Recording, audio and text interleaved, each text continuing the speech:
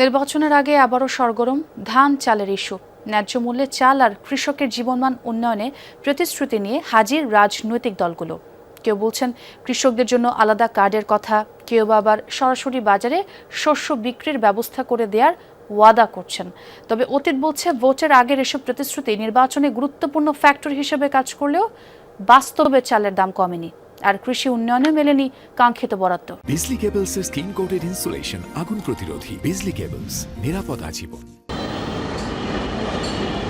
দুবেলা দুমুঠো ভাত জোগাড়ে রোজ ৮-৯ ঘন্টার হাড়ভাঙা খাটুনি। চাহিদা খুব সামান্যই, নিজের আর পরিবারের ভাতের নিশ্চয়তা। কিন্তু খেটে খাওয়া এসব মানুষের সেই ইচ্ছা কি ঠিকঠাক মিটে? 1 কেজি আলু কিনতে 30 টাকা, চাউল কিনতে লাগে 65 টাকা কেজি, 70 টাকা কেজি। এইগুলো নিয়ে আগ্রহী না হন।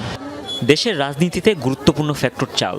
প্রান্তিক ভোটের হিসাবে অতীতে 10 টাকার চাল, ওএমএস কার্যক্রম কিংবা ধানের ন্যায্য দামের ঘোষণা বরাবরই ছিল বাড়তি আকর্ষণ। তাতে প্রভাবিত হয়েছেন ভোটাররাও। কিন্তু 1.5 দশকের বাস্তবতা হচ্ছে দেশে এখনও বাম্পার ফলনের পরও বাড়ে চালের দাম। বাজার নিয়ন্ত্রণে খুব একটা সুবিধা করতে পারেনি অন্তর্বর্তী সরকারও। আসছে নির্বাচনের আগেও কৃষি নিয়ে প্রতিশ্রুতির ফুলঝুরি। কৃষকের জন্য আলাদা কার্ড, সুদমুক্ত ঋণ, সারের দামের ভর্তুকি কিংবা চাষিদের সরাসরি বাজারে শস্য বিক্রির ওয়াদা করেছেন বিভিন্ন দলের প্রার্থীরা। মিলেছে উত্তরাঞ্চলকে কৃষি গবেষণা কেন্দ্র হিসেবে গড়ার ঘোষণাও।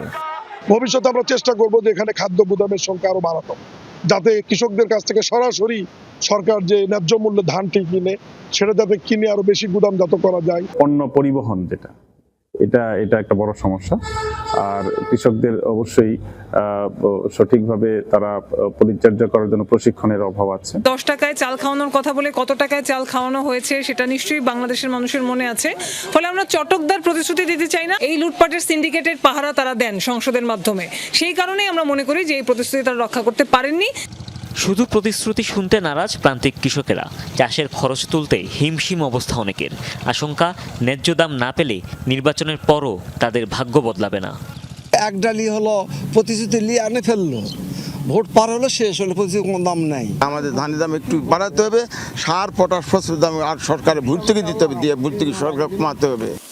2 দশক ধরে কৃষি উন্নয়নে বাজেট বরাদ্দ 2% আশপাশে ঘুরপাক খাচ্ছে। অথচ এসডিজির লক্ষ্য অর্জনে 2030 সাল নাগাদ এই খাতে প্রবৃদ্ধি হবার কথা দ্বিগুণ।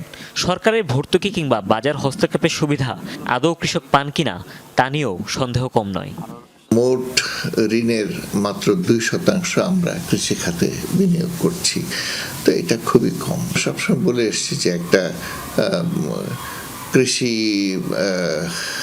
নীতি কমিশন গঠন করা দরকার, কিন্তু এটা এখন পর্যন্ত গঠন করা হয় নাই, তো এটা সামনে হওয়া উচিত। চাল নিয়ে রাজনীতির মারপেচ হোক কিংবা সরকারি সুবিধার খতিয়ান, সবই ফিকে হয়ে আসে এমন বাজারে। ন্যায্য মূল্য আসলে কোনটা তা নিয়ে বিভ্রান্ত ক্রেতা বিক্রেতা সবাই। দিন শেষে খরচের চাপ বাড়ে নিম্ন আর মধ্যবিত্তর পকেটে।